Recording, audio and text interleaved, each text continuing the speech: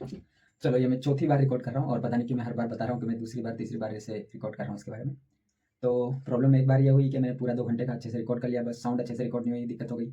दूसरी बार इसका कुछ तो प्रॉब्लम हो गया, मैंने कनेक्ट किया था इंटरनेट से, तो गर्म होके बीच में ही रुक गया और मैं बोलता रहा।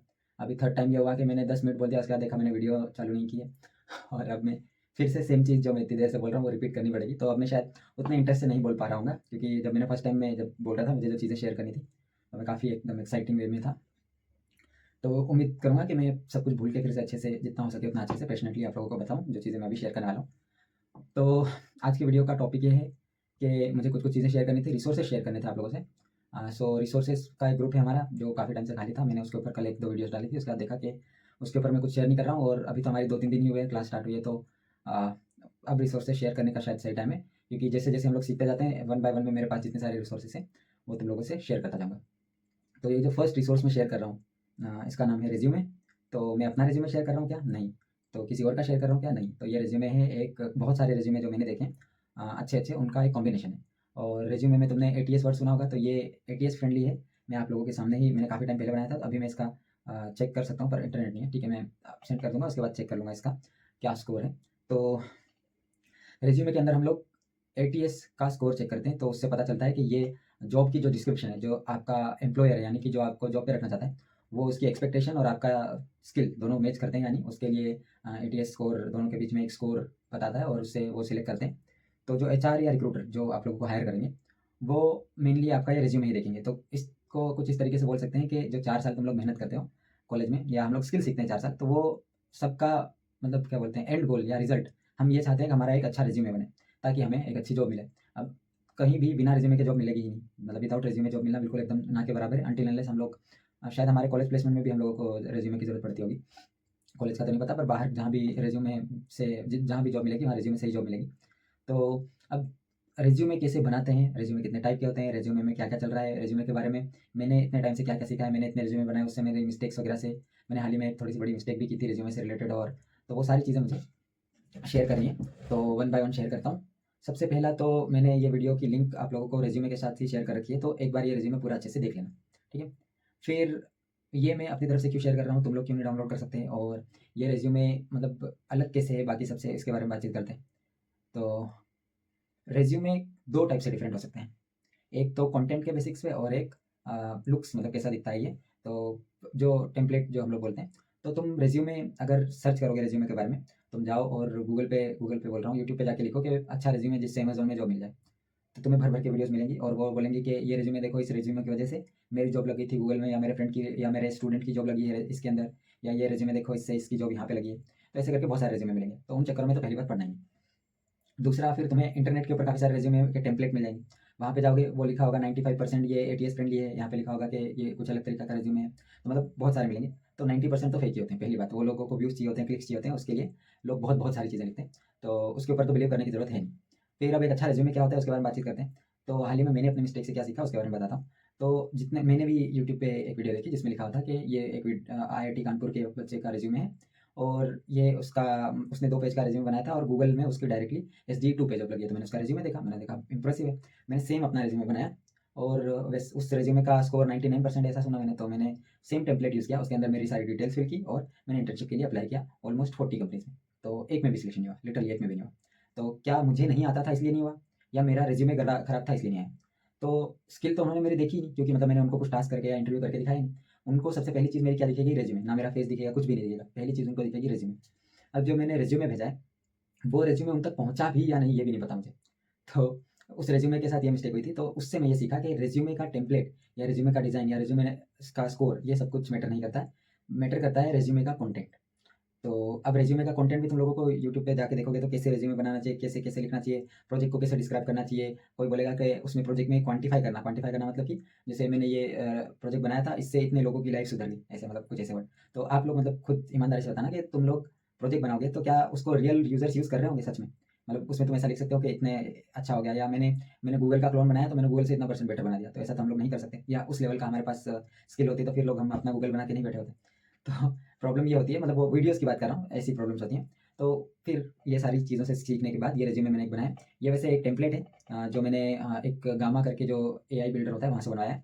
तो ये इसके अंदर का कंटेंट मेरा है, ये फॉर्मेट गामा से बनाया हुआ है। फिर इसको चेक किया है तो ये 95 या 92% डिफरेंट डिफरेंट एआई मतलब डिफरेंट डिफरेंट स्कैनर होते हैं जो एटीएस के, उसमें से डिफरेंट डिफरेंट स्कोर आ रहा था। तो 90 प्लस ये इसका जहाँ भी देख रहे हैं, तो 85 प्लस को अच्छा माना जाता है, तो ये ठीक ठाक है। अब क्योंकि हम लोगों को लास्ट में यही बनाना है, मतलब सीखने के बाद, सारी स्किल सीखने के बाद हमें यही बनाना है, तो क्यों ना इसको एक बार पढ़ लें, क्या हमें फ्यूचर में मिलने वाला है, कैसा मतलब हमारा रिज्यूमे दिखने वाला है। तो थोड़ा एक तो मोटिवेशन आएगा, तुम लोग पहले से मोटिवेटेड हो, इतना कमिटमेंट करके वीडियो ये 1 घंटे की देखने वाले हो, साथ ही साथ थोड़ा इतना एक्टिव हो कम्युनिटी में, तो इसका मतलब है तुम ऑलरेडी मोटिवेटेड हो। थोड़े और मोटिवेटेड हो जाओ, बस ये मेरा गोल है इस वीडियो से। तो एक बार ये रिज्यूमे देखना, इसके अंदर मुझे एक अच्छे रिज्यूमे और खराब रिज्यूमे में क्या डिफरेंस होता है, डिटेल में 10-20 मिनट 25 मिनट पता नहीं कितना टाइम लूँगा मैं, और मैं कभी-कभी बात करते-करते कहीं निकल जाता हूँ, तो अच्छे से डिटेल में समझाऊँगा कि एक अच्छा रिज्यूमे क्या होता है। अब एक अच्छा रिज्यूमे कौन देखने वाला है इसके ऊपर भी डिपेंड करता है ना। तो ये रिज्यूमे कौन देखने वाला है, तो शायद 80-70% एग्जैक्टली नंबर नहीं पता मुझे, पर ज़्यादातर हायरिंग मैनेजर्स लड़कियाँ होती है, ये मतलब तुमने देखा ही होगा। अगर मतलब तुमने कभी कंपनी वगैरह में अप्लाई किया है, या लिंक्डइन पे जाके देखो, एचआर ऐसे सर्च करके देखना, तो लड़कियों में ज़्यादा नाम आएंगे। शायद उनकी नेगोशिएशन स्किल, मतलब लड़कियों की नेगोशिएशन स्किल बहुत अच्छी होती है, तो इसलिए उनको शायद रखते हैं। ठीक है, तो लड़कियाँ बोल के मेरे माइंड में एक परफेक्ट वर्ड आता है, तो परफेक्ट वर्ड इसलिए आता है क्योंकि वो यहाँ पे मेरे को एक परफेक्ट वर्ड दिख रहा है, इसलिए मतलब परफेक्ट चीज़ दिख रही है, इसलिए मैं बोल रहा हूँ। तो मतलब हम लोग लड़कियाँ डिज़ाइन वगैरह में इन सब चीज़ों में अच्छी होती हैं, ऐसा जनरली माना जाता है। तो जो लड़कियाँ हमें हायर कर रही होंगी, या लड़कियाँ जो मतलब हमारे क्लासमेट हैं, वो लोग भी सब इस चीज़ को समझ रहे होंगे कि एक जो हमारा फॉर्मेट है उसको अच्छा दिखना भी चाहिए, और वो अच्छे से जो कंटेंट शेयर करना चाहता है वो कंटेंट भी अच्छा दिखना चाहिए। तो ये फॉर्मेट देखोगे बिल्कुल एकदम मिनिमल है, इसके अंदर सारा हम पढ़ भी सकते हैं, और ये इतने पॉइंट्स में लिखा हुआ है कि इसको फटाफट शायद हर एक रिज्यूमे को देखने के लिए 10 से 20 सेकंड लगते हैं, ऐसा कुछ बोलते हैं। तो उतने टाइम में ये खत्म भी हो जाएगा। तो इस हिसाब से ये बनाया गया है, और इसके अंदर वर्ड्स भी ऐसे यूज़ किए गए हैं कि वो एकदम भारी भरकम वर्ड भी ना लगे, मतलब जिनके मतलब भी समझने में ना आए, और इतने ईजी वर्ड्स भी नहीं है कि ऐसा लगे अजीब सा है। और एआई जनरेटेड वर्ड क्या हो रहा है, एआई जनरेटेड वर्ड्स भी नहीं है, तो ये एकदम रियल है और बिल्कुल एकदम क्लोज है। तो स्टार्ट करते हैं इसको। सबसे पहले नेम लिख रहा होगा, फिर वो जो सिटी और ये सब है। ध्यान देना ईमेल के ऊपर, ईमेल उसकी है rahul.verma@email.com, ठीक है। gmail.com होता है, कुछ भी होता है, उस पर फोकस मत करना, राहुल वर्मा पे फोकस करना, ठीक है। ये एक चीज़, इस पे फोकस करना, मैं अभी आगे कंटिन्यू करने वाला हूँ। दूसरा तुम देखोगे उसकी पोर्टफोलियो वेबसाइट, पोर्टफोलियो वेबसाइट देखना rahulcodes.dev। फिर तुम देखो उसकी लिंक्डइन राहुल वर्मा, मतलब उसके सिर्फ यूजर नेम देखो। देन फिर गिटहब देखना, उसमें भी राहुल वर्मा। तो ये मैं देखने के लिए क्यों बोल रहा था, तो तुम देखना उसने मतलब जहाँ-जहाँ अपने यूज़र नेम लिख रखे हैं, जो यूज़र नेम सबसे ईज़िली मिल जाए, मतलब जो थोड़ा ईज़ी हो, ऐसे मतलब जैसे कोई लिखता है ना सुपरस्टार बॉय, और ऐसे मतलब अजीब से यूज़र नेम भी देखता हूँ मैं अपने फ्रेंड्स के, तो वैसे नहीं, मतलब एकदम मिनिमल और एकदम सिंपल रिज़्यूमे, और रिज़्यूमे बोल रहा हूँ, सिंपल यूज़र नेम, और जितने यूज़र नेम क्लीन और क्लियर होंगे उतना अच्छा माना जाता है। और ये मेरे को ऐसा लगता है कि सबकॉन्शियस माइंड में हमारे चलता है, जब अगर कोई हमें यूज़र नेम बिल्कुल एकदम ईज़ी सा मिलता है, तो वो देख के ज़्यादा अच्छा लगता है। और ऊपर से लड़कियाँ चेक करने वाली हैं ये रिज्यूमे, अगर किसी को मिला तो, मतलब अगर हमारा सिलेक्ट हो गया रिज्यूमे, एटीएस से पास हो गया, तो पहली बात कि हमारा जो यूज़र नेम है वो मतलब सीमलेस होना चाहिए, एक जैसा होना चाहिए डिफरेंट डिफरेंट प्लेटफॉर्म पे। तुम देखो उसका ईमेल है, उसमें भी राहुल डॉट वर्मा है, शायद वहाँ राहुल वर्मा डायरेक्ट मिला नहीं होगा, तो उसने डॉट वर्मा कर दिया है। फिर तुम देखोगे कि लिंक्डइन पे राहुल वर्मा है, गिटहब पे राहुल वर्मा है, तो मतलब उसको वहाँ पे मिल गया। शायद डोमेन नहीं मिला होगा राहुल वर्मा, क्योंकि कॉमन नेम है, तो उसने राहुल कोड्स कर दिया, ठीक है। तो वो भी कोड्स आगे, राहुल से तो स्टार्ट हो ही रहा है, कोड्स आगे लिख दिया, तो वो भी उतना ही बड़ा है, तो वो देखने में मेरे को सीमलेस ही लग रहा है। तो हम लोगों को भी सेम करना है। पहले मेरे भी जो यूज़र नेम है वो हर एक प्लेटफॉर्म पे अलग अलग हुआ करते थे। एक टाइम पे मुझे ऐसा लगा कि, मतलब मैं अपनी जर्नी बताता हूँ यूज़र नेम्स की। एक टाइम पे मुझे लगता था कि जो प्लेटफॉर्म है उसके इनिशियल और फिर मेरा नाम लिखना चाहिए। तो मैंने वाईटी रोशन डामोर यूट्यूब के लिए, फिर आईजी रोशन डामोर इंस्टाग्राम के लिए, फिर ऐसे करके एक्स रोशन डामोर, ऐसे करके मैंने डिफरेंट डिफरेंट प्लेटफॉर्म के ऊपर बनाए।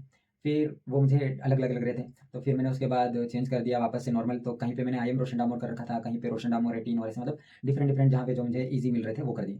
पर फिर मुझे ये वाला कॉन्सेप्ट समझ में आया जब मैंने ये 2 महीने पहले एक्सेस किया था। तो तब मुझे किसी का देख के ये पता चला कि हमें अपने यूज़र नेम पे ध्यान देना चाहिए, क्योंकि सबकॉन्शियस माइंड में ये इफेक्ट करता है। चाहे ये डायरेक्टली हमारे रिज्यूमे का स्कोर बढ़ाने में कोई मदद ना करे, ना ही ये इसके ऊपर कोई ज़्यादा ध्यान देने वाला है, बस विजिट करके वो देख लेंगे। पर ये ईज़ी होना चाहिए, याद रख हो जाए किसी को, वैसा होना चाहिए। तो छोटा और ईज़ी, तो इसीलिए मैंने अपना अपना वाला अभी चेंज कर लिया है। मेरे को लॉजिक बाय रोशन करके, क्योंकि मुझे थोड़ी-सी ओसीडी भी है, तो मुझे लॉजिक बाय रोशन सारे प्लेटफ़ॉर्म पे मिल रहा था, तो मुझे वो अच्छा लगा। तो मैंने सारे प्लेटफ़ॉर्म पे लॉजिक बाय रोशन कर दिया। इसका मतलब है कि मैं अब एक ही यूज़ करता हूँ। ईमेल भी सेम है, ये भी है, सब कुछ सेम है। और बाकी जो मेरे नॉर्मल काम टास्क होते हैं, उसके लिए मैं डिफरेंट ईमेल्स वगैरह यूज़ करता हूँ। प्रोफेशनल एक ईमेल बना लो सभी के सभी, एक प्रोफेशनल लिंक्डइन प्लेटफ़ॉर्म का यूज़र नेम, सब कुछ एक प्रोफेशनल की तरह रखना, ताकि जिसके ऊपर तुम्हें स्पैम ना आए। मतलब कि जैसे हम लोग नॉर्मल हमारी एक ईमेल रखते हैं, हर जगह उससे साइन अप लॉगिन करते हैं, फिर हम लोग ईमेल में जाके देखते हैं तो बहुत सारे स्पैम भरे होते हैं। तो अगर ऐसे में तुम कहीं कंपनी में अप्लाई करोगे, तो वो वापस जो रिप्लाई आता है वो तुम्हें कैसे मिलेगा? अभी मेरे साथ ऐसा ही हुआ था, मुझे 3-4 कंपनी से रिप्लाई आया था, तो वो मुझे ढूँढने में बहुत मुश्किल हो रही थी। तो वो इसीलिए हम लोगों को एक प्रोफेशनल ईमेल रखनी चाहिए, जो कि हम लोग सिर्फ प्रोफेशनल कामों के लिए रखेंगे, ठीक है? तो ये एक चीज़ थी। तो सबसे पहले यूज़र नेम्स के ऊपर ध्यान देना। ये हमारे रिज़्यूमे के अंदर डायरेक्टली कोई इफ़ेक्ट नहीं कर रही है, इनडायरेक्ट है, इसीलिए पर इस पे ध्यान देना ज़रूरी है। कोई नहीं बताता है तो मैंने सोचा मैं बता देता हूँ, मैंने सीखा है। फिर प्रोफाइल समरी। प्रोफाइल समरी में लोग क्या मिस्टेक करते हैं, समरी में लोग ऐसा मिस्टेक करते हैं कि पहले समरी की स्टार्टिंग कैसे करते हैं। तो एक तुम्हें अगर मैं तुमसे पूछूं, अगर क्वेश्चन ये पूछूं कि तुम अपने आप को समराइज करोगे, तुम क्या हो, तो तुम आई एम से स्टार्ट करोगे, या अगर तुम तीसरे पर्सपेक्टिव से बातचीत करोगे तो रोशन इज, मतलब मैं अपने आप को ही अपने ही नाम से बुला के फिर अपने आप को इंट्रोड्यूस करूंगा कि रोशन ये है, रोशन वो करता है, ऐसे करके। तो दोनों तरीके मुझे थोड़े मतलब बदतमीजी टाइप वाले लगते हैं, मतलब थोड़े उतने डिसेंट नहीं लगते हैं। पर जो ये यहाँ पे लिख रखा है फुल स्टैक डेवलपर, डायरेक्टली मतलब जो वो करता है वहाँ से स्टार्ट कर दिया उसने समरी के अंदर, तो वो मुझे बहुत बहुत अच्छा लगा। अब इसकी जो समरी है वो एक बार पढ़ो तुम। समरी के अंदर फुल स्टैक डेवलपर और प्रॉब्लम सॉल्विंग को एज ए स्किल बताया हुआ है, पर हम लोग तो रिएक्ट जेएस और डीजेंगो और इन सबको स्किल मानते हैं। तो पहले तो तुम स्किल और टूल में डिफरेंस समझ लेना कि स्किल होती है हमारी जो हमारे टूल से मिलकर बनी होती है। तो रिएक्ट जेएस एक टूल है जिसकी मदद से तुम फ्रंट एंड डेवलपमेंट करते हो, जो कि एक स्किल है, ठीक है। स्किल हमें जॉब दिलाती है और टूल हमें स्किल सिखाता है, टूल हमें स्किल सिखाता है। अब तुम फ्रंट एंड की स्किल सीखने के लिए बहुत सारे टूल यूज़ कर सकते हो, पर ये आपस में लोगों ने यूज़ कर करके इतना ज़्यादा कन्फ्यूजन कर दिया, इसलिए मैं भी कई बार स्किल ही बोलता हूँ रिएक्ट को। रिएक्ट जेएस एक स्किल है, डीजेंगो एक स्किल है, पर वो खुद में एक स्किल नहीं है, वो क्या है, टूल्स हैं, ठीक है। तो टूल्स हैं और एक तरफ हमारी स्किल है। तो स्किल हो गई हमारी फुल स्टैक डेवलपमेंट, स्ट्रॉन्ग, ये यहाँ पे लिख रखा है स्ट्रॉन्ग प्रॉब्लम सॉल्विंग स्किल, तो ये हमारी स्किल है। अब यहाँ पे फुल स्टैक डेवलपर लिख रखा है, फिर ये स्ट्रॉन्ग प्रॉब्लम सॉल्विंग स्किल क्यों लिखा हुआ है? फुल स्टैक डेवलपर तो एक स्किल है, पर प्रॉब्लम सॉल्विंग भी एक स्किल है। तो हाँ, प्रॉब्लम सॉल्विंग एक स्किल है, और आजकल 80 to 90% जितनी भी कंपनीज हायर कर रही हैं वो फुल स्टैक डेवलपर नहीं चाहती है, फुल स्टैक डेवलपर चाहती हैं जिसको प्रॉब्लम सॉल्विंग आती है। बड़ी कंपनियों की बात कर रहा हूँ, छोटी कंपनियों में तो सिर्फ फुल स्टैक डेवलपर भी चलेगा, पर full stack developer with problem solving skill क्यों चाहिए? क्योंकि उनके पास फुल स्टैक डेवलपर बतेरे पड़े, उनको चाहिए एक ऐसा बंदा जिसको फुल स्टैक डेवलपमेंट आता हो, पर उसका खुद का अलग लॉजिक हो, उसका खुद का अलग पर्सपेक्टिव हो, वो डिफरेंट तरीके से चीज़ें बना पाए। तो लोगों को आजकल डिफरेंट डिफरेंट पर्सपेक्टिव देखने का वो है, तो इसीलिए तुम्हें भी ये कोशिश करनी चाहिए कि तुम प्रॉब्लम सॉल्विंग करो। अब प्रॉब्लम सॉल्विंग क्या होती है, इसके लिए भी मतलब मेरे दिमाग में मुझे आ रहा है कि काफ़ी लोगों को डाउट होगा। तो मुझे जितना पता है तो कि तुम में से ज़्यादातर फर्स्ट ईयर वाले हो, ज़्यादातर नहीं, 3-4 लोग फर्स्ट ईयर वाले हो, बाकी सारे मेरे साथ वाले हैं। तो हम सबको 2 साल हो चुके हैं, और जितना मुझे पता है सभी को problem solving is equal to DSA लगता है, मतलब डीएसए सॉल्व कर रहे हैं ताकि प्रॉब्लम सॉल्व करना सीख सके।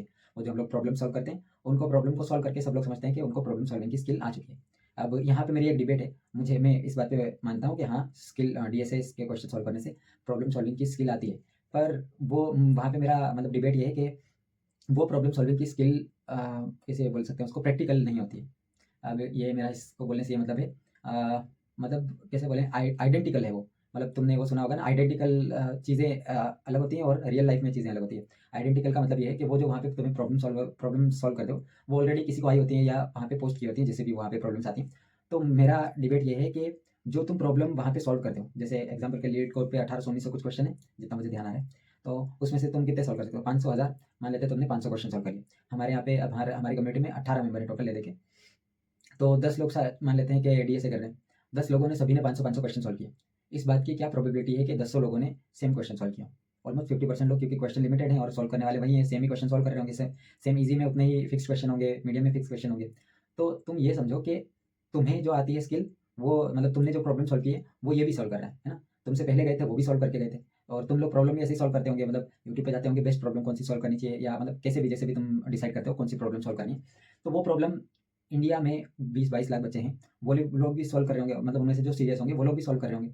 तो अब तुम कंपनी के पास जा रहे हो अप्लाई करने के लिए, तुम उनको यूनिक क्या ऑफर कर रहे हो? तुम अपने आप से क्वेश्चन करो कि सब लोग डीएसए कर रहे हैं तो हम लोग भी वो कर लेते हैं। तो वो ये जो इसको क्या बोलते हैं, भेड़ चाल, तो वो मतलब मैं उसमें बिलीव नहीं करता हूँ, इसलिए मेरी वहाँ पे डिबेट है कि सब लोग डीएसए से क्वेश्चन सॉल्व कर रहे हैं, तो डीएसए से प्रॉब्लम सॉल्विंग सीखना एक बहुत अच्छी प्रैक्टिस है, पर सब लोग अगर वहीं से सीख रहे हैं तो फिर सब डिफरेंट डिफरेंट तरीके से थोड़ी ना प्रॉब्लम को अप्रोच कर पाएंगे, सेम तरीके से ही प्रॉब्लम को अप्रोच करेंगे।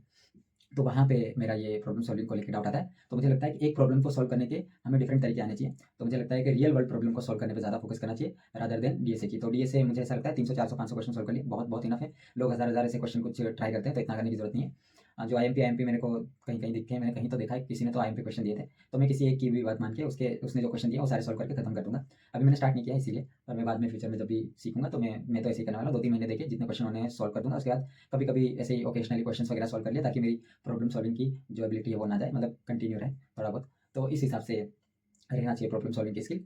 फिर यहाँ पे एक्सपीरियंस चाहिए हमें, स्केलेबल वेब ऐप, तो यहाँ पे वर्ड स्केलेबल पे ध्यान रखना। स्केलेबल का मतलब होता है कि ऐसे प्रोजेक्ट्स या ऐसे एक्सपीरियंस प्रोजेक्ट को, ऐसे प्रोजेक्ट बनाने का एक्सपीरियंस जो कि आसानी से ब्रेक ना हो का मतलब ये है कि एग्जाम्पल के लिए हम लोग अभी अपनी कम्युनिटी की वेबसाइट बनाना चाह रहे थे, उस पर 25 मेंबर आ सकते हैं, मतलब मैंने ऐसा सोचा, और 50 आ गए तो क्या होगा, तो वो ब्रेक हो जाएगा, यानी कि वो क्रैश हो जाएगा। तुमने वेबसाइट क्रैश हो जाती है ये वर्ड सुना होगा, तो ऐसा ना हो तो उसके लिए हम लोग क्या करें, ये ऐसी एप्लीकेशन बनाए जिसपे कितने भी यूजर आ जाए वो ब्रेक ना हो, ठीक है। तो उनको हम लोग बोलते हैं स्केलेबल एप्लीकेशन बनाना। तो वो कैसे बनाते हैं, उसके लिए सिस्टम डिजाइन वगैरह कैसे सीखते हैं, उसके बारे में हम लोग इसी मतलब हमारी कम्युनिटी के अंदर सीखने वाले हैं।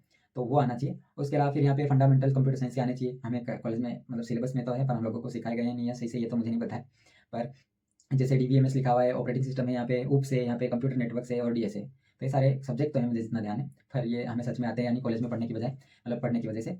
तो उस पर मुझे डाउट है, पर ये आने चाहिए, तो इसके बारे में पढ़ना चाहिए और पढ़ेंगे हम लोग, तो देखेंगे इनको भी। उसके अलावा यहाँ पे इसने लिख रखा है कंप्लीटेड 2 इंटर्नशिप, ओपन सोर्स में कंट्रीब्यूशन कर रखा है, रियल वर्ल्ड प्रॉब्लम सॉल्व कर रखे हैं, और रियल वर्ल्ड प्रॉब्लम के अंदर उसने डोकर, AWS जैसे डेवऑप्स के टूल्स वगैरह यूज़ कर रखे हैं, और वो एआई को भी यूज़ करता है इसमें रियल वर्ल्ड यूज़ केस के लिए।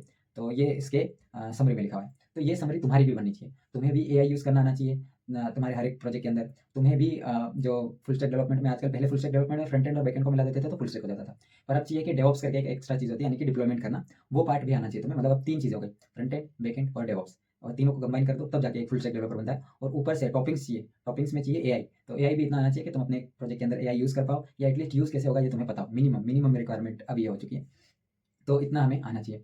अब उतना आना चाहिए, उसके लिए तुम्हें क्या-क्या चीज़ें सीखनी है, तुम यहाँ इसकी टेक्निकल स्किल में जाके देखो। 3 लैंग्वेजेज़ जो यहाँ लिखी हुई है, ये अपने मतलब अपने क्या बोलते हैं, अपने एरिया में सबसे बेस्ट है। जैसे C++ बेस्ट है डीएसए के लिए, जावास्क्रिप्ट बेस्ट है वेब एप्लीकेशंस वगैरह बनाने में, पाइथन बेस्ट है एआई वगैरह में, ठीक है? तो ये तीनों अपने-अपने फील्ड में बेस्ट हैं और हमें ये 3 चीज़ें ही करनी है। तो ये 3 सबको आनी ही चाहिए मेरे ख्याल से अब, क्योंकि ये तीनों अपनी-अपनी फील्ड में बेस्ट हैं और ये हमें आना भी चाहिए। उसके अलावा बाकी जो जावा किसी को आती है, किसी को गो वगैरह, रस्ट वगैरह ही आती है, तो वो ऑप्शनल हो गई, या एक्स्ट्रा हमारे मतलब थोड़ा-सा एक्स्ट्रा हो गया वो कि आता है, बढ़िया बात है वो। फिर यहाँ वेब पैक में लिख रखा है, वेब स्टैक में लिख रखा है मन स्टैक। तुम देखोगे रिएक्ट है, नोड है, एक्सप्रेस है और मोंगो है। तो ये मन स्टैक तो हो गया, और यहाँ पे नेक्स्ट जेएस भी लिख रखा है। तो आजकल वेबसाइट वगैरह में यही चल रहा है, पर हम फिर डिजेंगो क्यों सीख रहे हैं? क्योंकि डिजेंगो हम लोग एक तो फास्ट एप्लीकेशंस बना सकते हैं, बनी-बनाई चीज़ें मिलती हैं, ईज़ी टू अंडरस्टैंड है, और साथ ही साथ में हम लोग जल्दी वेबसाइट्स बना लेंगे और कॉन्सेप्ट जल्दी समझ में आ जाएँगे। तो बाद में जब हम मन स्टैक सीखेंगे तो हम लोग ईज़िली सीख जाएँगे। तो एक मन स्टैक भी आ जाएगा, एक डिजेंगो भी आ जाएगा। उसके अलावा डिजेंगो से फ्लास्क तो आ ही जाता है, दोनों सेम सेम ही है, दोनों जिंजा यूज़ करते हैं। तो 3 बैकएंड फ्रेमवर्क हो जाएँगे हमारे, इसलिए हम लोग डिजेंगो से स्टार्ट कर रहे हैं। और डेवऑप्स के बारे में जो डॉकर, गिटहब एक्शंस वगैरह है, ये सारी चीज़ें हम लोग बाद में देखने वाले हैं। और जो हमारे यूनिट टेस्टिंग वगैरह है, वो तो हम लोग नेक्स्ट मंथ ही देखने वाले हैं हमारे डिजेंगो के कोर्स के अंदर। एंड रेस्टफुल एपीआई भी देखने वाले हैं, क्लीन कोड भी देखने वाले हैं। एजाइल के बारे में मैं भी पढ़ रहा हूँ, मैंने अभी बस कुछ आर्टिकल्स पढ़े हैं, तो मुझे भी ये कैसे क्या होता है। और ये एजाइल के अंदर जो सेलेनियम नहीं, एक वर्ड मैं भूल रहा हूँ, एक टेक्नोलॉजी है जिसको हम लोग सीखते हैं, सैप नहीं, आई एम फॉरगेटिंग। तो मैं उसको भी सीखने वाला हूँ, जो एजाइल की मेथोडोलॉजीज़ के लिए यूज़ होता है। उसके बाद एआई में तो हम लोग सीख ही रहे हैं, ये यहाँ पे एआई टूल्स इसको आती हैं एटलीस्ट एपीआई वगैरह यूज़ करना, पर हम लोग रियल एआई कैसे यूज़ करते हैं, रियल एआई के मॉडल्स कैसे बनाते हैं, उस लेवल तक का सीखने वाले हैं। तो ये जो इसमें जितनी चीज़ें लिखी हैं, ये तो हम लोग करने ही वाले हैं। तो इसमें कोई डाउट नहीं होनी चाहिए, तुम्हें बस पता होना चाहिए, तुम्हें इतना आना चाहिए, इतना तुम्हें करना है एटलीस्ट, मिनिमम इतना करना है तुम्हें।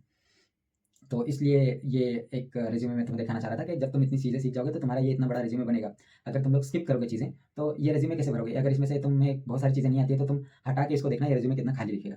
उसके अलावा ये जो यहाँ एजुकेशन लिखी हुई है, इससे मेरा कुछ लेना-देना नहीं है, मैं एजुकेशन वगैरह में बेस्ट नहीं हूँ। पर एजुकेशन के बारे में इतना बता दूँ कि दूसरे मतलब तुम रिमोट जॉब के लिए अप्लाई करोगे, तो वहाँ पे जो भी लोग हैं, वो आजकल बॉयकॉट कर रहे हैं एजुकेशन डालने के बारे में। क्योंकि मतलब अब लोग वो मतलब कॉलेज जाके पढ़ने की बजाय ऑनलाइन पढ़ने में ज़्यादा इंटरेस्टेड लग रहे हैं।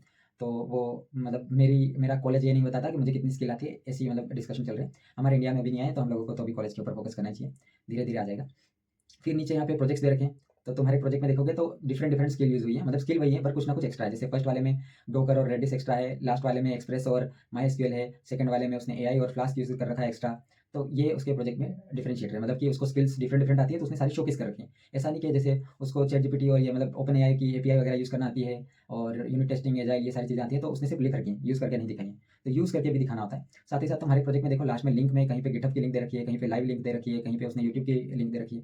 तो हमें भी ऐसे ही करना होता है। कुछ-कुछ जो हमारे बेस्ट प्रोजेक्ट होते हैं, उनको हम लोग यूट्यूब पे वीडियो बना के शेयर कर सकते हैं और एक्सप्लेन कर सकते हैं। कुछ-कुछ को हम लोग हमारे गिटहब पे एज़ अ कोड ही सिर्फ दिखा सकते हैं और अच्छी रीडमी फाइल लिख सकते हैं। रीडमी फाइल क्या होती है, ये सब जब हम लोग मतलब गिटहब को फिर से डिटेल में और पढ़ने वाले हैं। अभी हम लोगों ने गिट बेसिक पढ़ लिया था, और हम कहाँ थे, स्टेशिंग तक हमने छोड़ दिया था शायद से, जहाँ तक मुझे ध्यान है। तो गिटहब पढ़ेंगे, उसमें रीडमी फाइल कैसे लिखते हैं, मार्कडाउन कैसे लिखते हैं, इसके बारे में हम लोग देखेंगे। तो उसके अंदर हम लोग ये सीखने की कोशिश करेंगे कि कैसे हम लोग एक अच्छा गिट के ऊपर हमारा कोड मेंटेन करते हैं। फिर हम लाइव कैसे करते हैं, मतलब हमारी वेबसाइट को, ताकि कोई भी जाके विजिट कर सके। नेटफ्लिक्स हो गया, रेलवे हो गया, इसके ऊपर रेंडर वगैरह, तो उसके बारे में भी देखेंगे। फिर यहाँ पे इसने 2 इंटर्नशिप कर रखी हैं। अब तुम जो लोग अभी मेरे साथ हैं, उनके पास 2 साल ही हैं और 2 ही इंटर्नशिप हो सकती है उनकी, समर वाली बातचीत कर रहा हूँ मैं। तो 2 ही इंटर्नशिप के चांस हैं, एक अभी आने वाली है और एक उसके बाद 2026 में आएगी। तो सिर्फ 2 ही चांसेस हैं। पूरी मेहनत करना, 6 महीने बचे हैं तुम्हारे पास स्किल के लिए, तो ज़रूर ट्राई करेंगे। फिर नीचे ओपन सोर्स और फ्रीलांस में तुम देख सकते हो, तो ओपन सोर्स में हमारा जीसॉक आने वाला है। तो इस बार कैसे भी पार्टिसिपेट करना, किसी 1-2 बंदे का हो गया हमारे पूरे मतलब कम्युनिटी में से, तो भी बहुत बड़ी बात है। या एटलीस्ट कंट्रीब्यूट तो करेंगे, चाहे जीसॉक क्लियर हो या ना हो। फिर फ्रीलांसिंग की भी मैंने बातचीत की थी, 2-3 महीने पहले स्किल सीख लेते हैं, फिर हम लोग मिल के डिफरेंट जितने भी, मेरे को फ्रीलांसिंग के बारे में बहुत बहुत सारा पता है, तो हम लोग ऐसा ट्राई करेंगे कि सभी लोग मिलके, जितने लोग इंटरेस्टेड है, सेम क्लाइंट को डिफरेंट डिफरेंट प्राइसेस पे, मतलब मैं कुछ कोड करूँगा, तुम कुछ कोड करना, तुम कुछ कोड करना, ऐसे करके अप्लाई करेंगे, मतलब टारगेट करेंगे और काफ़ी सारे लोगों को ढूँढेंगे और उनको मैसेजेस करेंगे कि हम लोग आपके लिए कम प्राइस में अच्छी वेब एप्लीकेशन बना सकते हैं। तो उससे हमारा ये काम होगा कि हमें पैसे मिल जाएँगे कुछ, और हम दूसरा ये होगा कि हमारे प्रोजेक्ट्स बन जाएँगे कुछ। तो उस तरीके से, और नीचे सर्टिफिकेशंस लिखे हुए हैं, तो जो स्किल मैं तुम्हें सिखा रहा हूँ वो सारी स्किल्स के सर्टिफिकेट्स लेना बहुत ज़रूरी है। तो जो फ्रंट एंड सीख रहे होंगे, फ्रंट एंड मैं नहीं सिखा रहा हूँ, हम लोग बाद में सीखने वाले हैं। तो उसके लिए तुम ऐसा कर सकते हो कि तुम जा सकते हो फ्रंट एंड के लिए, फ्रंट एंड मास्टर्स करके है जो हमारे पास, सभी के पास उम्मीद है कि वो जो गिटहब का डेवलपर पैक होगा उसके अंदर काफ़ी सारे कोर्सेज हैं। स्क्रिम्बा हो गया, वो 1 महीने के लिए मिलता है, उसके ऊपर रिएक्ट वगैरह के और बैकएंड से रिलेटेड, एआई से रिलेटेड काफ़ी सारे कोर्स हैं, वहाँ से सर्टिफिकेट ले लो। और जो ये यहाँ पे मेटा का फ्रंट एंड डेवलपर कोर्सेरा पे है, ये भी फ्री है, तो ये भी ले सकते हो। फिर एड्यूएक्स करके, नहीं एडेक्स करके है, उसके ऊपर पाइथन का पूरा कोर्स है, वो भी ले सकते हो। तो ऐसे डिफरेंट डिफरेंट कोर्सेज है, वो कोर्सेज ले सकते हैं, तो उससे हमारा ये भरा भरा दिखेगा पूरा रेज्यूमे। तो रेज्यूमे की ज़रूरत क्या होती है, इसके बिना हमारी जॉब नहीं लगती है, एक तो ये बात समझ लो, और ये इसी के लिए हम लोग सीख रहे हैं, ये समझ लो। तो रेज्यूमे की बहुत बहुत ज़्यादा ज़रूरत है, सबसे मोस्ट इंपॉर्टेंट चीज़ है हमारे यहाँ पे, और इसको अभी से देखना इसलिए ज़रूरी है क्योंकि फ्यूचर में कैसा बनेगा, तो इस ये एक दिन में नहीं बनेगा। ये तो बूंद बूंद से सागर बनता है, ऐसा सुना है ना, तो तुम बूंद बूंद सागर करके इसको पूरा कंप्लीट करोगे, तब तुम बना के रख लो इसको, और या तो इसको हाईलाइट करके रख लो, सेव करके रख लो, रोज़ हर एक महीने के बाद आके चेक करना कि अब मैंने कितना सीख लिया है और मैं मेरा रेज्यूमे अब कैसा दिखेगा, अब कितना कर लिया, अब कैसा दिखेगा, तब जाके तुम लोग इसको कर पाओगे। तो ये था रेज्यूमे के बारे में। कितनी देर में एक्सप्लेन कर दिया मैंने, 27 मिनट हुए, ठीक है। पिछली बार मेरे को 1 घंटा लगा था क्योंकि मैं पिछली बार इधर-उधर चला गया था काफ़ी ज़्यादा, ठीक है। तो ये मेन बात थी, तो एक काम करना, ये रेज्यूमे डाउनलोड करना, इसके अंदर अभी तुम्हें जो-जो स्किल आती है वो फिल कर लेना। अगर तुम्हें इसकी डॉक फाइल चाहिए तो वो बता देना, मैं वो शेयर कर दूँगा। तो इसको अच्छे से फिल करना, तुम खुद सोचना कि तुम कैसे इसको, तुम्हारी प्रोफाइल समरी वगैरह को कैसे लिखोगे। और एक और काम जो अभी तुम्हारे हाथ में, सभी अपने-अपने जितने भी यूज़र नेम है उनको सेम एक जैसे कर लेना। मतलब ये सबकॉन्शियस माइंड पे इफ़ेक्ट करता है, मैं बहुत स्ट्रांगली बिलीव करता हूँ इसके ऊपर। तो देखना, तुम्हें अगर सही नहीं लगे तो तुम जो है तुम्हारा वही रख लेना, ठीक है। और ये यहाँ पे तुम प्रोजेक्ट के अंदर एक और चीज़ बताना भूल गया कि तुम सेकंड वाला प्रोजेक्ट देखना, उसमें उसने बोल रखा है कि ये एक प्रोजेक्ट उसने अपने हैकाथॉन, हैक एनआईटी 2026 उसका एक प्रोजेक्ट डाल रखा है उसने। तो इसको ध्यान से देखना कि हम लोग ऐसे जो हमारे जैसे एसआईएच का प्रोजेक्ट बनाएंगे उसको भी यहाँ मेंशन कर सकते हैं, ऐसे हम लोग हमारे डिफरेंट डिफरेंट प्रोजेक्ट्स को मेंशन कर सकते हैं। और प्रोजेक्ट हम लोगों को वही डालनी चाहिए जिनको हम लोग अच्छे से एक्सप्लेन कर पाएँ, जिसके बारे में हमें कोई भी क्वेश्चन पूछा जाए तो हम लोग बेझिझक उसके आंसर दे पाएँ, ठीक है। और उसके अलावा रेज्यूमे के बारे में एक और बातचीत, मैं मतलब एक आईएमपी पॉइंट, कि रेज्यूमे हर कंपनी के लिए अलग बनाना पड़ता है। मतलब हर कंपनी की रिक्वायरमेंट समझ के रेज्यूमे के अंदर कुछ कुछ चीज़ें थोड़ी बहुत इधर उधर करनी पड़ती हैं, मतलब दिखेगा सेम, बस किसी को चाहिए फ्रंट एंड में सिर्फ रिएक्ट तो रिएक्ट डालेंगे, किसी को व्यू.जेएस चाहिए तो व्यू.जेएस डालेंगे, गूगल में अप्लाई कर रहे हैं तो हम लोग एंगुलर जेएस डालेंगे, अगर हम लोगों को किसी स्टार्टअप वगैरह में डालना है तो रिएक्ट जेएस डालेंगे, अगर कोई छोटा सा है जगह जहाँ पे सिर्फ इंटर्नशिप करनी है और एचटीएमएल सीएसएस से काम चल जाएगा तो वहाँ एचटीएमएल सीएसएस डालेंगे, कहीं पे नोड जेएस मांग रहे हैं तो वहाँ नोड जेएस डालेंगे। तो स्किल बहुत सारी आती हैं, पूरी डालना भी जरूरी नहीं है, और जहाँ पे जो स्किल्स की जरूरत है वही डालना है, एक्स्ट्रा नहीं देना है और ना ही कम देना है, जितना चाहिए उतना ही देना है। तो इसलिए हम लोगों को उसको बोलते हैं टेलर्ड रेज्यूमे फॉर अलग अलग कंपनियों के लिए। तो tailored resume for different different companies, ऐसे करके मैंने एक रिसोर्स बना रखा है जिसमें काफ़ी सारी कंपनीज हैं, उनमें कैसे रेज्यूमे जाने चाहिए उसके कीवर्ड्स हैं। हम लोग हमारा रेज्यूमे इसलिए लेंगे, जब हमको अप्लाई करना होगा तब मैं तुमको कंटेंट शेयर करूँगा, तुम लोग मेरे साथ, हम लोग सब लोग, अगर हम लोग 6-7 महीने सच में साथ में रहे ना, तो ऐसा करेंगे कि 6 महीने बाद तक अगर हम लोग कंटिन्यूअसली करते रहे तो मिल के जो भी 500-600 कंपनीज की मेरे पास लिस्ट है, सभी पे एक साथ अप्लाई करेंगे सभी लोग मिलके, मतलब एक ही दिन में नहीं, मतलब एक दिन में 50 में कर दिया, सेकंड दिन 50 में कर दिया, ऐसे करके, और टेलर्ड रेज्यूमे बनाएंगे साथ में, और इसके ऊपर भी हम लोग क्लास लेंगे कि टेलर्ड रेज्यूमे कैसे बना सकते हैं, तो उसके ऊपर भी बातचीत करेंगे। तो ये मुझे बताना था रेज्यूमे के बारे में, ठीक है। तो अभी मैं रेज्यूमे बंद कर देता हूँ, और अब बातचीत करते हैं हमारे हैकाथॉन के ग्रुप्स के बारे में। नोट नाउ, कहाँ गए हैकाथॉन के ग्रुप्स, ये रहे। तो हैकाथॉन के अंदर हमारे यहाँ पे 18 मेंबर्स हैं, मतलब कि 3 ग्रुप बन सकते हैं, मतलब 3 टीमें बन सकती हैं, 3 टीमों के 3 कैप्टन रहेंगे, या ऐसा बोलो 3 लीड्स रहेंगे, 3 लीडर्स रहेंगे। तो ये जो 3 ने मैंने तुम्हें सजेस्ट किए हैं, ये 3 मुझे बेस्ट लगते हैं। तीनों एक तो एक्टिव, मतलब जितनी क्लासेस हैं उनमें एक्टिव दिखे हैं मुझे, मतलब आते हैं क्लासेस में। तो एक तो ये था, दूसरा ये है कि तीनों से तीनों से मैंने क्वेश्चन, मतलब सबसे क्वेश्चन पूछे थे, तो तीनों ने जो आंसर दिए थे वो सबसे क्लोज हैं, जो एक मतलब मैंने क्वेश्चन येस नो की एक सीरीज़ बनाई थी, तो उस जो आंसर रियल है उसके सबसे क्लोज है इनका येस नो वाला आंसर। तो एक तो वो रीज़न भी है इनको करने का। इसके अलावा जो लोग जिनके क्लोज हैं, इनके क्लोज हैं, उनका नाम है निश्चल, रेणुका, और एक और है, ये एक second, I am forgetting, Vaishali Kalam करके है, उसका एक आंसर अच्छा था। तो ये लोग हैं जिनके आंसर अच्छे थे। इसके अलावा तो इन मतलब तीनों के अलावा तो उनको हम लोग को लीडर बना सकते हैं, तो जिनको थोड़ा सा एक्सपीरियंस है हैकाथॉन का। और उसके अलावा मुझे ये चाहिए कि सभी को लीडरशिप की क्वालिटी मिले, या लीडरशिप की जो स्किल है वो सीखने को मिले। तो मैं चाहता हूँ कि सभी लोग रोटेटिंग बेस पे लीडर बने। तो ये फर्स्ट टाइम लीडर्स हैं और ये नवंबर दिसंबर तक लीडर रहेंगे, यानी कि हैकाथॉन तब तक चलेगा। तो तब तक ये मेजर जितने भी हैकाथॉन होने वाले हैं उनको ये तीनों ही लीड करने वाले हैं। और इन तीनों के अलावा 3 सब लीड भी होंगे, मतलब कि इनके अंडर जो रहेंगे वो इनके साथ-साथ काम करेंगे। तो पहले मैंने सोचा था कि मैं उनको भी यहाँ पे सब लीड के लिए भी एक डाल दूँ, पर मैंने सोचा इतने सारे सिलेक्शन क्यों, मैं खुद भी तो सिलेक्ट कर सकता हूँ। तो अगर किसी को कोई प्रॉब्लम हो मेरे सिलेक्शन से तो मुझे बता देना, बाकी तो देख लेंगे। तो अनुष्का वाली टीम में रेणुका है जिसने एक्टिवली पार्टिसिपेट किया था एसआईएच के अंदर, तो उसको थोड़ा सा एक्सपीरियंस है, तो वो गाइड कर सकती है अनुष्का को, तो इसलिए रेणुका को होना चाहिए उसका सब लीड, ऐसा मुझे लगता है। बाकी उसमें प्रियंका है, उसने पार्टिसिपेट नहीं किया था। निश्चल ने पार्टिसिपेट किया था, पर निश्चल ने, जैसा कि मुझे शायद लास्ट हैकाथॉन में बताया था, कि उसको भी नहीं पता था कि उसको हैकाथॉन वाली टीम में मतलब ले लिया है। किसकी टीम में था वो, याद नहीं आ रहा है, पर वो जिनकी टीम में था उसको लास्ट मोमेंट पे पता चला था, तो उसको भी इतना ज़्यादा नॉलेज नहीं था उसका। तो निश्चल था, तो निश्चल और रेणुका में से मुझे चूज़ करना था, तो मैंने रेणुका को चूज़ किया क्योंकि वो थ्रू आउट द पिछले हैकाथॉन में हमारे साथ थी, तो मुझे पता है कि उसको हैकाथॉन के बारे में पूरा मतलब सब कुछ पता है। तो वो उसमें हेल्प कर सकती है। देन संजीत वाली टीम में 2 लोग हैं। खुशी का मुझे भी डाउट है, मुझे मतलब एग्ज़ैक्टली याद नहीं है उसने पार्टिसिपेट किया था या नहीं। रिया का मुझे पता है, तो रिया ने पार्टिसिपेट नहीं किया था, पर रिया पार्टिसिपेट करने का सोच रही थी, तो उसने काफ़ी सारी रिसर्च वगैरह की थी। तो रिया और खुशी में से दोनों में से कोई एक बन सकता है। तो ये मैं संजीत के ऊपर छोड़ता हूँ। ये संजीत या तो रिया को ले सकते हैं या तो खुशी को ले सकता है। तो मैं अभी ये वीडियो देख लोगे तो उसके बाद मुझे मैसेज कर देना सभी। सेम मैं ऑप्शन दे देता हूँ अनुष्का को भी। निश्चल और रेणुका में से तुम सिलेक्ट कर लो अनुष्का, और संजीत तुम रिया और खुशी में से सिलेक्ट कर लो। चारों का एग्जैक्टली मुझे नहीं पता है उसने पार्टिसिपेट किया था या नहीं, जहाँ तक मुझे ध्यान नहीं किया था। उसने स्किल वगैरह बताई थी तो उससे मुझे थोड़ा आइडिया लग गया। और इशिका वाली टीम, तो इशिका में दोनों जूनियर्स ही हैं और इशिका ने शायद इससे पहले पार्टिसिपेट भी नहीं किया है, तीनों ने, तो तीनों न्यू हैं। तो मैं तीनों टीम को गाइड भी करने वाला हूँ, और मैं इशिका वाली टीम को या तो लीड कर लूँगा या सब लीड कर लूँगा, मतलब जैसा भी चलेगा वो ऊपर नीचे देख लेंगे। मैं लीड करूँगा तो मुझे थोड़ा ज़्यादा काम करना पड़ेगा, तो मैं बाकी 2 टीम को थोड़ा मेंटरशिप नहीं दे पाऊँगा, तो मैं कोशिश मतलब मैं इशिका से रिक्वेस्ट वो इशिका को बोलूँगा कि तुम ट्राई करो लीड करने का, या उसे सब लीड करना होगा तो सब लीड कर लेगी, जैसा उसे ठीक लगे। तो तुम इशिका मुझे मैसेज करके बता देना। तो ये टोटल 3 टीम्स हो गई। अगर मैं इशिका वाली टीम को लीड करता हूँ तो भी वो इशिका के अंडर ही आएगी, मतलब डिसीजन इशिका को ही लेने हैं। तो अनुष्का की टीम हो जाएगी, संजीत की टीम हो जाएगी और इशिका की टीम हो जाएगी। ये 3 टीमें हैं। तो तीनों टीमों में अगर मैं इशिका वाली टीम में कुछ शामिल हो जाता हूँ तो 3-3 वोट हो जाएंगे, राइट? तो मैं एक काम करता हूँ, यहाँ पे मैं वोट कर देता हूँ इशिका को। ये लो, सब में 3-3 हो गए, और अनुष्का, संजीत और इशिका ये 3 लोग हो गए, और सब में 3-3 है, तो टोटल 12 लोग हो गए। मतलब कि हर टीम में 4-4 लोग हो रहे हैं, 6-6 लोगों की ज़रूरत है। तो 6-6 लोगों के लिए 2-2 लोगों की हर टीम में और ज़रूरत है। तो हमारी पूरे कम्युनिटी के अंदर विहान है जो कम्प्लीटली एक्टिव नहीं रहने वाला है। तो विहान, फिर उज्ज्वल है, फिर हमारे पास शिवानी और वैशाली है, एंड और कोई छूट रहा है, सबा है, एंड कोई और एक है, निर्मला है। तो ये 4 लोग, 6 लोग रह रहे हैं। ये 2-2 अलग-अलग टीम के अंदर जा सकते हैं। अभी ये लोग कम्युनिटी के अंदर उतने एक्टिव नहीं है। कुछ का मुझे पता है एग्ज़ाम चल रहा है, कुछ का पर्सनल रीज़न है, मतलब घर वगैरह गए हैं, और विहान एक्टिव नहीं रहेगा, तो विहान का तो मुझे पता है। मुझे एग्ज़ैक्टली नहीं पता है निर्मला का रीज़न। तो निर्मला, तुम अगर वीडियो देख रही हो तो मेरे से कॉन्टैक्ट करना, तुम्हें क्या प्रॉब्लम आ रही है।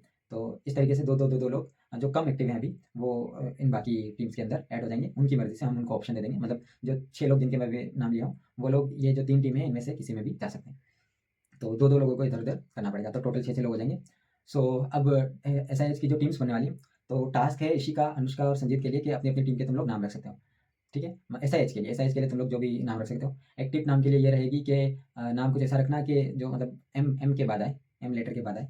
तो उससे हमारा जैसे फर्स्ट टाइम हुआ था, हमने सी से रख लिया था, तो सबसे पहला हमें ही प्रेज़ेंट करने का चांस मिल गया। तो ना हमें बहुत लास्ट में रखना है, फिर मैंने सेकंड एक्स क्वार्टर्स करके रख दिया था, मतलब बिल्कुल लास्ट में है। तो मुझे ऐसा लगता है जजेस बहुत सारे सुन के बोर भी हो जाते होंगे, तो मुझे लगता है समवेयर मिडिल कहीं पे होना चाहिए। तो एबीसीडी में कितने 26 लेटर्स होते हैं, तो 13, तो 15 से 13, 10 से 15 के बीच में कहीं कुछ हो तो बढ़िया रहेगा। मतलब लेटर में JKLM यहाँ पे कहीं हो तो अच्छा नाम रहेगा। मतलब इस पर्सपेक्टिव से नाम, फिर तुम चाहे तो जो तुम्हें अगर अच्छा लग रहा है, कोई तुमने वाई से एस से ऐसे कुछ लेटर से देखा वो अच्छा लग रहा है तो वो भी रख सकते हो। ये एक टिप है कि ये मतलब हम लोग रिप्रेजेंट वगैरह करेंगे उसमें हमारी हेल्प करेगी। फिर हाँ, दूसरा टास्क ये रहेगा तीनों के लिए कि तुम्हारी टीम में जो-जो मेंबर्स हैं, उनके साथ मिलके एसआईएच की प्रॉब्लम्स, पिछली वाली, अभी नई वाली अभी अनाउंस नहीं हुई है। पिछली वाली एक बार ढूँढ के कैसे प्रॉब्लम स्टेटमेंट को पढ़ा जाता है, कैसे उसका सॉल्यूशन दिया जाता है। पुरानी वाली के सॉल्यूशन भी आ चुके होंगे, तो वो सॉल्यूशन ढूँढ के देखना, और यूट्यूब पे कुछ लोगों ने वीडियोज़ वगैरह भी एसआईएच से रिलेटेड बहुत सारी बना रखी हैं, तो वो भी देखने की कोशिश करना कि एसआईएच के हैकाथॉन को कैसे हम लोग अप्रोच करते हैं, कैसे एक प्रॉब्लम स्टेटमेंट को अप्रोच करते हैं, कैसे सॉल्व करते हैं, कैसे पीपीटी बनाते हैं। तो हाँ, तो इसके बारे में तीनों के तीनों डिस्कस कर लेना। उसके अलावा जो 3-3 मेंबर हैं सभी टीम के पास, सभी उनको अपनी-अपनी मतलब ड्यूटीज़ असाइन कर देना अभी से कि मैं एक मतलब जैसे अनुष्का से मैं अनुष्का का एग्ज़ाम्पल लेके चलता हूँ। अनुष्का की टीम में कौन है? निशु है, रेनू है, प्रियंका है। तो अनुष्का रिक्वेस्ट कर सकती है प्रियंका से कि तुम बैकएंड वाला पार्ट देख लेना, निश्चल से बोल सकती है कि तुम एआई वाला पार्ट देख लेना, और रेणुका से बोल सकती है कि वो फ्रंट एंड वाला पार्ट देख ले। तो तीनों मिलके मतलब जो-जो स्किल जो-जो उनको उठाना है, जिस जिस चीज़ का भार उठाना है, मतलब जो जो स्किल उनको सीखनी है, उनके ऊपर वो थोड़ा ज़्यादा फोकस करने लग जाएंगे अपने एंड से भी। मतलब मैं तो सिखा ही रहा हूँ, साथ साथ में वो खुद लोग भी अपना मेहनत भी करने लगेंगे। तो तुम आपस में इसके ऊपर भी मेहनत कर सकते हो, और मैं एज अ मतलब मेंटर रहूँगा, क्योंकि तो मैं जितनी हेल्प कर सकता हूँ उतनी हेल्प करूँगा। अगर प्रॉब्लम स्टेटमेंट सिलेक्ट करने में हेल्प चाहिए, मतलब मैं सारी टीमों का पार्ट हूँ, मैं सारी टीमों में हूँ, तो हर एक मीटिंग में मैं आ जाऊँगा, हर एक उसमें मैं हूँ, मतलब पूरा एक्टिव हूँ, पूरा मतलब ये तीनों टीम मेरी है या तीनों का मैं ही लीड हूँ, ऐसा समझ सकते हो।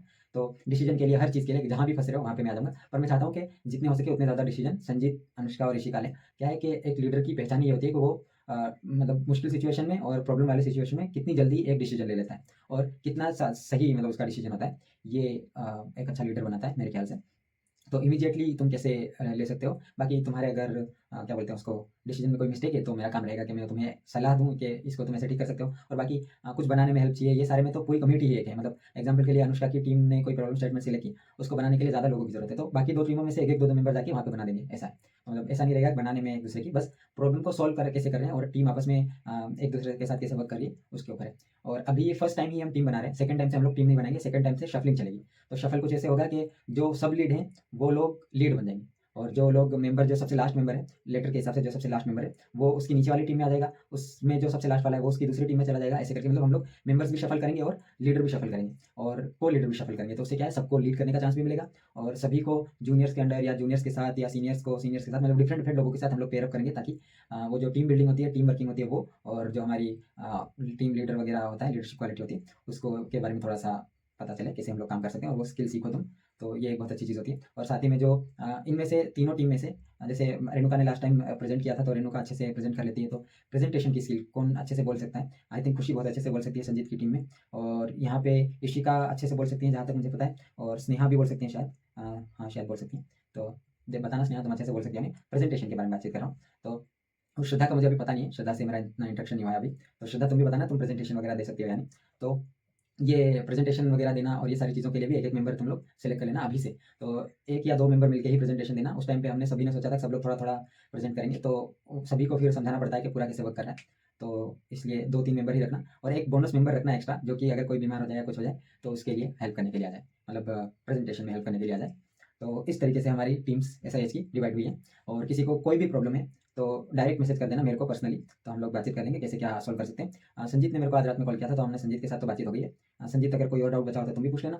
अनुष्का और ऋषिका को कुछ और एसआईएच से रिलेटेड डाउट है तो वो पूछ सकते हो। और अभी जो करंटली जिनको थोड़ा सा अपनी स्किल के ऊपर कॉन्फिडेंस आ चुका है, वो लोग अभी अभी से हैकेथॉन में पार्टिसिपेट करना स्टार्ट कर सकते हैं। मैंने 1-2 हैकेथॉन में अभी मतलब अप्लाई किया है। इशिका से भी मैंने पूछा था तो वो भी कर रही है, और मैंने रिया से पूछा था तो वो भी कर रही है। उसके अलावा निश्चल हो गया, रेणुका हो गई, प्रियंका हो गए, चारू हो गई, खुशी हो गई, इनको भी अगर पार्टिसिपेट करना है तो मैं वीडियो के थ्रू ही बोल देता हूँ। अगर यहाँ तक वीडियो देख रहे हो तो मैसेज कर देना कि तुम्हें भी पार्टिसिपेट करना है, तो तुम्हें भी मतलब अगला हैकेथॉन जो भी होने वाला है उसके अंदर तुम्हारा भी मैं नाम लिख लूँगा। तो ठीक है।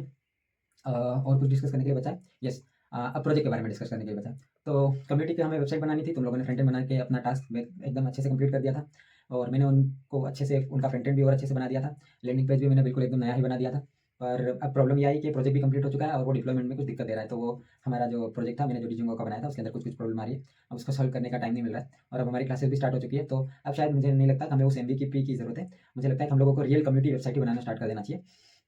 तो आज की जो हमारी क्लास है, मतलब अभी मैं 4 बजे 5:45 हो गई है, सुबह 5:45 पे शूट कर रहा हूँ। एडिट करके मैं डाल के सोने वाला हूँ 6-7 बजे। तो मैं 10-11 बजे उठूँगा। उसके बाद हम लोग जब क्लास लेंगे तो उस क्लास में जो हम लोग आज के 2 टॉपिक पढ़ने वाले हैं, तो वो 2 टॉपिक अ, पढ़ने के बाद मैं आज से फर्स्ट टास्क दूँगा। इस कल मैंने एक छोटा-सा टास्क टाइप का कुछ दिया था, पर वो मतलब ऐसा टास्क नहीं था, मैं चेक नहीं करने वाला था। आज से मैं जो देने वाला हूँ वो मैं रोज़ चेक करने वाला हूँ। तो और वो चेक करेगी रिया, ठीक है? तो रिया का टास्क मैं अभी मतलब रिया को क्या करना है उसके बारे में बताऊँगा। पर हम लोग कैसे टास्क देने वाले हैं, कैसे वो वर्क करेगा उसके बारे में बातचीत करते हैं। तो फ्रंट एंड मैं बनाने वाला हूँ। पूरी कम्युनिटी का फ्रंट एंड मैं अकेले बनाने वाला हूँ, या मैं इशिका की हेल्प ले लूँगा ज़्यादा से ज़्यादा, क्योंकि उसको फ्रंट एंड आता है। उसके अलावा फ्रंट एंड किसका आता है? निश्चल का आता है। तो निश्चल वगैरह तो रिया और निश्चल दूसरे चीज़ों पे काम कर रहे हैं। तो उनको वो करने दो, हम मैं और इशिका कम्युनिटी का वो बना सकते हैं, ठीक है? तो ये कम्युनिटी की वेबसाइट क्या खा लिया मैंने? हाँ, तो जो कम्युनिटी की वेबसाइट जो होने वाली है उसका फ्रंट एंड हम लोग बनाने वाले हैं, और बैकएंड कंप्लीटली तुम लोग बनाने वाले हो। तो बैकएंड बनाने में रेणुका हो जाएगी, निश्चल हो जाएगा, प्रियंका हो जाएगी, खुशी हो जाएगी, संजीत हो जाएगा, और स्नेहा, रिया, और कुछ किसी को बोल रहा हूँ, और किसी को बोल रहा हूँ जो एक्टिव रहता है उसमें से। मैं किसी को बोल रहा हूँ शायद, सबा नहीं, सबा नहीं, यार मैं नाम कैसे बोल सकता हूँ? चारू, चारू भी है। तो ये 7 या 8 लोग हो गए जो लोग मिलके इसका बैकएंड बना रहे होंगे, राइट? और इशिका भी बैकएंड में होंगी। अगर मैं इशिका को बैकएंड में डालता हूँ तो फ्रंट एंड में नहीं करे होंगे, फ्रंट एंड में डालता हूँ तो बैकएंड नहीं करे होंगी। पर आई थिंक बैकएंड में अकेला ही करूँगा, इशिका भी बैकएंड में ही जाएंगी। तो तुम लोग तीनों मिलकर तुम्हारा बैकएंड प्रैक्टिस करना है। मैंने काफ़ी प्रैक्टिस कर रखा है, तुम लोगों को प्रैक्टिस करना जरूरी है। तो बैकएंड और मैं एआई वाले फीचर भी कुछ कुछ बना रहा हूँ खुद से, और तुम लोगों की मदद की जरूरत पड़ेगी तो मैं तुम लोगों से भी पूछ लूँगा। तो तुम्हें क्या करना रहेगा, टास्क कैसे डिवाइड होंगे उसके बारे में बातचीत करते हैं। तो मैं कोई एक पेज बनाता हूँ, एग्जाम्पल के लिए मैं अभी डे 1 पे बनाने वाला हूँ लैंडिंग पेज, ठीक है। तो मैं वो लैंडिंग पेज तुम सभी को भेज दूंगा। तुम्हें जो हमारा गिटहब अकाउंट है कम्युनिटी का, उससे वहाँ से एक प्रोजेक्ट गिटहब से क्लोन करना है, ठीक है। क्लोन करने के बारे में मैंने सिखाया था, अगर आप भूल गए हो तो यूट्यूब वीडियो देख लेना, या हम लोग गिटहब की एक क्लास ले लेंगे एक्स्ट्रा, अगर तुम्हें जरूरत पड़े तो बता देना। सिर्फ गिटहब की क्लास लेंगे, गिट की नहीं। गिट में तो स्टेशिंग वगैरह वो सारी चीज़ें, और हाँ एक वो जो हमें नहीं, हाँ वो तो कर लिया ना। हाँ, पीआर वाली हम लोगों ने कर लिया। पीआर रिक्वेस्ट जैसे जनरेट कैसे करते हैं उसके बारे में देखना है, तो उसके लिए हम लोग एक्स्ट्रा क्लास ले सकते हैं आज ही। तो बता देना मुझे ये वीडियो देखने के बाद कि लेना है या नहीं लेना है, मैं क्लास में पूछ लूँगा, एक काम करूँगा। तो हाँ, सो वहाँ से तुम्हें क्लोन करना है पूरा प्रोजेक्ट, सभी को डिजिंगो का प्रोजेक्ट पूरा स्ट्रक्चर बना बनाया मिल जाएगा। उसके अंदर तुम्हें फाइल भी मिल जाएगी, एचटीएमएल की फाइल भी मिल जाएगी। अब किसी का टास्क रहेगा कि व्यू फाइल और यूआरएल फाइल को करना है, किसी का टास्क रहेगा कि उसको डेटाबेस बनाना है और एडमिन पे काम करना है, और किसी किसी का टास्क रहेगा कि उसको जो मैंने एचटीएमएल फाइल दी है उसके अंदर जिंजा डबलेटिंग करना है, ठीक है। तो आपस में कंबाइन होकर काम करोगे तभी होगा। 9 लोग हो गए एशिका को मिला के, तो 3-3 लोगों को एक-एक टास्क दे सकता हूँ कि 3 लोग मिलके यूआरएल और व्यूज़ देख रहे हैं, 3 लोग मिलके ये कर रहे हैं, और 3 मतलब 3-3 के पेयर बनाने वाला हूँ। एक-एक को ही एक-एक टास्क मिलेगा। तो मतलब ऐसा समझ लो 3 टीमें हो गई, जिनको एक सेम टास्क मिला हुआ है। जो टीम अच्छे से टास्क करेगी उसका मैं पीआर ले ले लूँगा, यानी कि उसका गिटहब रिक्वेस्ट मैं एक्सेप्ट कर लूँगा। बाकी सबका मैं चेक कर लूँगा, गलतियाँ होंगी तो सुधार के उनका छोड़ देंगे। तो अब ये हर दिन ऐसे होगा कि हम लोग वेबसाइट के ऊपर थोड़ा छोटा-छोटा वर्क करेंगे, और या तो मैं कभी-कभी इंडिविजुअली वर्क डिवाइड कर दूँगा, या मैं टीम में डिवाइड कर दूँगा। तो जैसा भी मेरा मूड रहेगा उसके हिसाब से मैं कर दूँगा। तो कम्युनिटी को छोटे-छोटे पार्ट्स में ऐसे हम लोग बनाते जाएँगे। तो मेरे पे भी ज़्यादा लोड नहीं आएगा, मैं भी 1-1 2-2 पेज बनाते जाऊँगा, तुम लोग भी इसके ऊपर वर्क करते जाओगे। मैं तुम्हें उसमें स्ट्रक्चर भी सिखाते जाऊँगा और तुम लोगों की प्रैक्टिस भी होती रहेगी। तो ये हमारा आज से रहने वाला है। तो इसके बारे में देख लेना। और रिया का टास्क ये रहेगा, रिया का एक्स्ट्रा टास्क ये रहेगा कि उसको सोशल मीडिया हैंडलिंग में मिला था गिटहब, और उसके साथ कौन है, श्रद्धा। श्रद्धा और रिया का काम ये है कि उनको गिट और गिटहब मैनेज करना है। तो वहाँ पे जितने भी लोग पीआर अपनी पुश कर रहे हैं वो पीआर को देखना है, कंपेयर करना है पुराने और नए कोड से, सही है तो उसको एक्सेप्ट करना है, खराब है तो वो करना है, और रीडमी फाइल लिखनी है। तो अगर तुम्हें डॉट एमडी मार्कडाउन नहीं आती है तो एक आध क्लास देख लेना, 20 मिनट की क्लास होती है, और एचटीएमएल जैसी है, तो एक अच्छी रीडमी लिखना देख लेना, या एआई वगैरह से लिखवा लेना। पर रोज जो भी अपडेट आएगा वो रीडमी के अंदर डॉक्यूमेंट करते जाना है। तो ये ईज़ी है, ये शायद श्रद्धा कर सकती हैं, और मैनेज वाला काम रिया कर सकती हैं। तो तुम्हें अच्छे से पूरी कम्युनिटी की जो वेबसाइट होने वाली है उसमें जो भी टास्क आने वाले हैं उनको मैनेज करना है। तो तुम्हारा टास्क यहाँ पे स्टार्ट हो जाता है, और यूट्यूब पे भी चल रहा है सब कुछ, वीडियोज़ वगैरह ठीक-ठाक। अभी कल ठीक-ठाक गई थी, आज की वीडियोज़ मैंने अपलोड नहीं की, अब मैं सोते टाइम अपलोड करूँगा। और फिर और कुछ, हाँ, और जो बाकी लोग जिनको सोशल मीडिया दिए गए हैं वो लोगों को मतलब अभी क्या अपलोड करना है ये सब नहीं पता चल रहा है। तो मैं एक सोशल मीडिया कैलेंडर बनाने वाला हूँ, जिसके अंदर एग्जांपल्स होंगे कि तुम लोग कैसी-कैसी पोस्ट डाल सकते हो। फिर पोस्ट तो तुम्हें ही डिसाइड करनी है ना कि कैसी डाल सकते हो। तुम मुझसे बस क्वेश्चन आंसर कर सकते हो, क्या मैं ये पोस्ट डाल दूँ, क्या ये मैं पोस्ट डाल दूँ? बस मुझे तुम्हें फ्रीक्वेंसी बता सकता हूँ कि कितना फ्रीक्वेंटली इंस्टाग्राम वालों को पोस्ट करना है, कितना फ्रीक्वेंटली लिंक्डइन वालों को पोस्ट करना है, ट्विटर वालों को कितना फ्रीक्वेंटली पोस्ट करना है, ये सारी चीज़ें, ठीक है? तो आई थिंक मैंने मेजरली सब कुछ कवर कर लिया है। और हाँ, मैं वो क्लासेस के बारे में कुछ-कुछ बताना चाह रहा था कि अब क्लासेस में हम लोगों ने मतलब मैंने कल सुबह ये ट्राई किया था कि हम कुछ इस तरीके से सीखना स्टार्ट करें जिसमें मैं 10 मिनट पहले पुराना रिपीट करूँ, फिर हम लोग आज का टॉपिक आधा घंटा पढ़ें, फिर हम लोग मिल के साथ में कोडिंग करें, देन फिर हम लोग कुछ मिनट तक टास्क वगैरह डिवाइड करें, क्वेश्चन आंसर करें एक-दूसरे से, ऐसे करके मैंने तुमसे शेयर किया है। तो मैं अब वही फॉर्मेट फॉलो करूँगा। अगर उसमें तुम्हें कोई इंप्रूवमेंट लगे तो मुझे बताना, और मैं भी सिखाने की कोशिश कर रहा हूँ। एग्ज़ैक्टली मैं टीचर टाइप नहीं हूँ, तो मुझे अच्छे से सिखाना आता हो। जैसे मैं चीज़ें सीख जाता हूँ, मैं बस वो तुम्हें एक्सप्लेन कर रहा होता हूँ। तो अगर तुम्हें डाउट आते हैं तो तुम मुझे डायरेक्ट मैसेज करके पूछा करो, और कहीं भी अटक जाते हो तो खुद सॉल्व कर लूँगा। उसके चक्कर में मतलब मत रहा करो कि मतलब ज़्यादा टाइम वेस्ट नहीं करना, कहने का मतलब ये है। खुद सॉल्व करना अच्छी बात है, पर बस अगर 4-5-6 एफर्ट डाल दिए उसके बाद भी सॉल्व नहीं हो रहा है, तो कोशिश किया करो कि पूछ लो, ताकि जल्दी से जल्दी वो सॉल्व हो जाए और तुम नेक्स्ट काम के ऊपर मूव हो पाओ। क्योंकि टाइम बहुत ज़्यादा इंपॉर्टेंट है, और टाइम में से बहुत ज़्यादा एक ही काम में ज़्यादा वेस्ट नहीं करना है। और उसके अलावा कुछ रह रहा है आई थिंक नहीं, बस मुझे 2-3 चीज़ें शेयर करनी थी। तो रेज़्यूमे के ऊपर अच्छे से ध्यान देना, रेज़्यूमे डाउनलोड करके देख लेना, अपडेट करना। अभी रेज़्यूमे वगैरह को कैसे बनाने वाले हो, फ्यूचर में तुम्हारा रेज़्यूमे कैसा दिखेगा, कोई भी स्किल कौन-कौन सी जो तुमने सीख ली है, कौन-कौन सी बची है, एक टू डू लिस्ट बना सकते हो कि ये चीज़ें हो गई हैं और ये करनी बाकी है। उसके अलावा मैं अपने एक्सपीरियंसेस से मैंने जो-जो चीज़ें सीख रखी है, मुझे आगे क्या-क्या सीखना है, मैं तुमको भी गाइड करते जाऊँगा। तो अभी तो हम लोगों का जो 2 ये चीज़ें चल रही हैं, यही खत्म करते हैं, फिर हम लोग मंच टेक को खत्म करेंगे, देन साथ-साथ में डेवऑप्स वगैरह भी चलाएँगे और एआई चलाएँगे। तो देखते हैं नेक्स्ट मंथ कैसा जाता है। पर अभी क्या है कि पहली सीढ़ी चढ़ना सबसे मुश्किल होता है। तो अभी तुम्हें मेरे पढ़ाने का तरीका भी उतना अच्छे से समझ में नहीं आ रहा होगा, और मुझे तुमसे इंटरेक्ट करने में भी थोड़ी-सी मतलब इतने सारे लोगों के साथ इंटरेक्ट करने में प्रॉब्लम हो रही है, क्योंकि पहले 2-3 लोग थे, तो मैं डायरेक्टली कॉल आउट करके रोज़ अच्छे से मतलब हर एक लाइन पढ़ाने के बाद बातचीत कर लेता था। अभी थोड़े 3-4-5 लोग हैं, तो 5-6 लोग होते हैं हर क्लास में, तो सबसे इंडिविजुअली पूछना नहीं हो पाता है, तो मतलब उतना टाइम नहीं रह पाता है कि मैं सबके इंडिविजुअली क्लास में डाउट सॉल्व कर पाऊँ। तो क्लास में मतलब प्रॉब्लम सॉल्व करने में दिक्कत है, डाउट तो मैं शायद सॉल्व कर ही लूँगा, तो तुम लोग डाउट पूछा करो क्लास के अंदर भी। और फिर बस इतना ही था, उसके अलावा तो कुछ नहीं है। तो रिज्यूमे पे भी ध्यान देना, अभी प्रोजेक्ट बनाने वाले हैं इसके ऊपर भी ध्यान देना, और हमारा जो हैकाथॉन वाला है उसके ऊपर भी ध्यान देना। जिनको जो टास्क दिया है वो अपने अपने टास्क खत्म कर लेना। टास्क के जो ग्रुप्स के नाम डिसाइड करने, मतलब अपनी अपनी टीम के नाम, ऋषिका, संजीत और अनुष्का, मुझे अपने अपने नाम भेज देना। और जो को लीडर के मैंने ऑप्शन दिए हैं वो कर लेना। ऋषिका के पास ऑप्शन नहीं है, या तो मैं लीड करूँगा तो ऋषिका को लीड रहेगी, या ऋषिका लीड करेंगी तो मैं को लीड कर लूँगा। तो ऋषिका तुम मुझे मैसेज कर देना, तुम लीड करना चाह रही हो या जैसा भी है। तुम्हें लीड करना चाहिए मुझे लगता है, तो देख लेना। हाँ, बस इतना ही है। उसके अलावा कुछ बच रहा है? नहीं, बस इतना ही है। एक फ्यूचर की बातचीत है, पर वो हम फ्यूचर में देखेंगे। अब 1 घंटे की वीडियो हो गई है, मुझे एडिट करने में थोड़ा-सा टाइम लगेगा। शायद मैं बिना एडिट किए डाल दूँगा, इतना कुछ खास नहीं है, तुम ही लोग देखने वाले हो। रेणुका, इस वीडियो को अनलिस्ट ही रहने देना, इसको लिस्ट मत करना। बस इतना ही था, और आज वाली मैं वीडियोज़ अपलोड कर देता हूँ, देख लेंगे, ठीक है? तो मिलते हैं नेक्स्ट किसी और, मेरे को इन्फॉर्मेशन शेयर करनी होगी। शायद मैं कल ही एक और वीडियो बना रहा हूँगा, क्योंकि कल मुझे कुछ-कुछ इन्फॉर्मेशन शेयर करनी है SD2 के बारे में, और कल मुझे इन्फॉर्मेशन शेयर करनी है फ्यूचर, इसके कम्युनिटी के फ्यूचर के बारे में भी। मैं कुछ-कुछ चीज़ें सोच रहा हूँ उसके बारे में। तो मिलते हैं, और कुछ स्पेशल क्लासेस रखने का सोच रहा हूँ मैं सैटरडे संडे के दिन, एक-एक एक्स्ट्रा। जैसे जो हमारा गिव गिटहब रह गया था, मैंने बोला था हम लोग बाद में करेंगे, तो अब बाद में कब करेंगे? अब ज़रूरत पड़ रही है, अभी ज़रूरत पड़ने वाली है, तुम लोगों को नीड फील होगी। तो मैं एक काम करूँगा कि उसकी एक क्लास एक्स्ट्रा लेने की कोशिश करने वाला हूँ। देन एक्स्ट्रा और किसकी ज़रूरत पड़ेगी, और अगर किसी को जिंजा HTML वगैरह में कहीं में प्रॉब्लम आ रही है तो उसकी एक एक्स्ट्रा क्लास लेने की कोशिश करेंगे। और कोई भी चीज़ जिसकी एक्स्ट्रा की ज़रूरत पड़े, तो 2 क्लासेस तो अभी है मेरे माइंड में, तो उसके बारे में भी मैं कल वाली वीडियो में डिस्कस करूँगा। तो कल सेम टाइम पे मैं एक वीडियो शेयर करूँगा, ठीक है? और इस वीडियो में मैं और अच्छे तरीके से कैसे बोल सकता था उसके बारे में बताना। वैसे तो ये रॉ वीडियो है, तो इसमें तो मैं कैसे बातचीत करूँ उसके ऊपर ज़्यादा वो नहीं होना चाहिए, ठीक है? तो मिलते हैं नेक्स्ट वीडियो में।